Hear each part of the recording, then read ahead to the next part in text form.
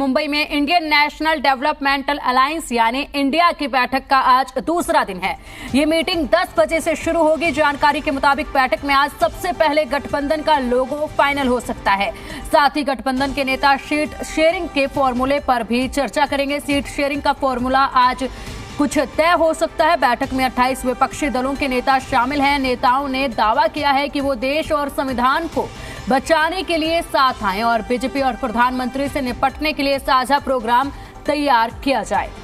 तो आज काफी महत्वपूर्ण रहने वाली है इंडिया गठबंधन के दूसरे दिन की ये बैठक, क्योंकि आज सीट शेयरिंग जैसे एक मुख्य मुद्दा जो है वो डिस्कस किया जाएगा और ये मुद्दा काफी अहम है, क्योंकि यही वो मुद्दा है जिस पर अटकलें लगातार बरकरार थी। सीट शेयरिंग पर सहमति बन पाना इतना आसान नहीं है जितना सोचा जा रहा है इंडिया गठबंधन के द्वारा। और ऐसे में क्या कुछ सहमति बन पाती है, क्या कुछ फॉर्मूला निकल कर आता है, क्या फॉर्मूला तय किया जाएगा, कई सारे सवाल हैं।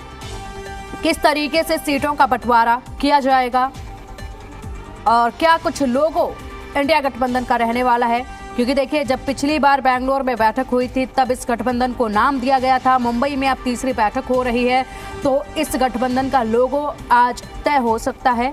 और क्या लोगो रहेगा, क्या आकार उसको दिया होगा, क्या रंग रूप उस लोगो को दिया होगा, ये भी काफी महत्वपूर्ण रहने वाला है और उसके भी कई मायने निकाले जाएंगे। इसके साथ ही उस लोगो पर भी राजनीति होने की संभावना देखने को मिल सकती है। इंडिया गठबंधन का संयोजक कोऑर्डिनेशन कमेटी में कौन से नेता होंगे, गठबंधन का लोगो क्या होगा, गठबंधन का झंडा क्या होगा, सीट शेयरिंग का फॉर्मूला क्या होगा, कई महत्वपूर्ण सवाल हैं। और चलिए अधिक अपडेट के लिए हमारे संवाददाता बलराम पांडे हमारे साथ जुड़ गए हैं। बलराम, इंडिया गठबंधन का आज दूसरे दिन की बैठक है। काफी महत्वपूर्ण ये बैठक है क्योंकि सबसे अहम मुद्दा सीट शेयरिंग पर आज चर्चा की जा सकती है। फॉर्मूला क्या कुछ रहने वाला है, लोगो किस तरीके का रहने वाला है? बिल्कुल, देखिए मुंबई के अंदर आज इंडिया गठबंधन की दूसरे दिन की बैठक है और इस बैठक में काफ़ी अहम मुद्दों पर चर्चा होगी। लेकिन जिस तरीके से केंद्र सरकार ने विशेष सत्र बुलाया है उसको लेकर के इंडिया गठबंधन में खलबली जरूर है, क्योंकि इंडिया गठबंधन को ये लग रहा है कि वक्त से पहले लोकसभा का चुनाव हो सकता है, लिहाजा हमें तत्काल तैयारी करनी होगी और पूरी तरह से लोकसभा चुनाव को लेकर हमें तैयार रहना होगा, क्योंकि 18 सितंबर को विशेष सत्र बुलाया गया है। तो ऐसे में जो वन नेशन वन इलेक्शन का फार्मूला है उस पर बिल लाया जा सकता है केंद्र सरकार की तरफ से। तो ऐसे में चुनाव वक्त से पहले हो सकता है, लिहाजा जल्द से जल्द हमें सभी पहलुओं पर चर्चा करके अपने आप को तैयार रखना होगा, क्योंकि इस मुद्दे को लेकर के जब कल रात में डिनर पार्टी थी तब भी नेताओं ने चर्चा की और कहा कि भारतीय जनता पार्टी यानी केंद्र सरकार ये जानती है कि इंडिया गठबंधन पूरी तरह से 2024 के चुनाव को लेकर रणनीतियों पर लगा हुआ है, उसकी तैयारी युद्ध स्तर पर है।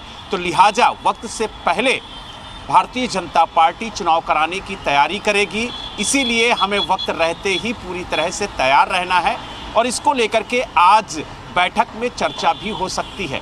हालांकि आज प्रमुखता से जो मुद्दे उठाए जाएंगे उसमें जो इंडिया गठबंधन का लोगो है उस पर चर्चा होगी और आज लोगो फाइनल हो सकता है कि कैसा लोगो इंडिया गठबंधन का होगा। और साथ ही जो समन्वय कमेटी है उसको लेकर के भी आज फाइनल टच दिया जा सकता है कि कौन कौन समन्वय कमेटी में रहेगा, जो सारी रूपरेखा तैयार करेगा। और समन्वय कमेटी दो तरीके की बनेगी, एक नेशनल समन्वय कमेटी और एक स्टेट समन्वय कमेटी, ताकि जो राज्यों की दिक्कतें हैं उनको भी सुना जाए और उसके बाद ये दोनों कमेटियां मिलके काम करेंगी। साथ ही जो मीडिया और सोशल मीडिया टीम है उसका भी गठन होगा, ताकि कम से कम जो सोशल प्लेटफॉर्म हैं वहाँ पर इंडिया गठबंधन की बातों को मजबूती से रखा जाए, क्योंकि सोशल मीडिया एक बड़ा प्लेटफॉर्म है राजनीतिक मुद्दों को सामने रखने के लिए और जनता के बीच में अपनी बात पहुंचाने के लिए।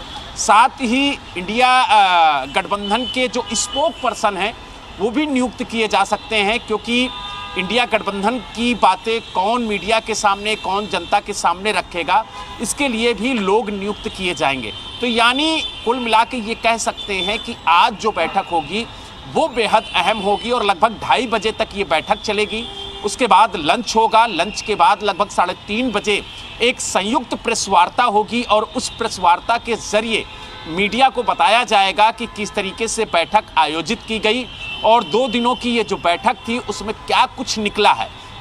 लेकिन कहीं ना कहीं जिस तरीके से इंडिया गठबंधन के जो घटक दल हैं उनके नेताओं ने ये इशारा जरूर दिया है कि जो सीट शेयरिंग की बात है उसको लेकर के चर्चा होनी चाहिए और जल्द से जल्द जो सीटों का बंटवारा है उस पर अंतिम मोहर लगे, ताकि जो राजनीतिक दल हैं वो अपने प्रत्याशियों के साथ वहां पर चुनाव की तैयारी कर सके। क्योंकि जिस तरीके से विशेष सत्र बुलाया गया है उसको लेकर के ये अटकलें लगाई जा रही हैं कि हो सकता है लोकसभा का चुनाव वक्त से पहले हो जाए। तो ऐसे में अगर प्रत्याशी को वक्त नहीं मिलेगा, पार्टी को वक्त नहीं मिलेगा, तो जो तैयारी है वो अधूरी रहेगी। तो हो सकता है कि जो सीट शेयरिंग की बात है उस पर आज प्रमुखता से बात हो और कहीं ना कहीं इस पर अगली बैठक पे निर्णय लिया जा सकता है।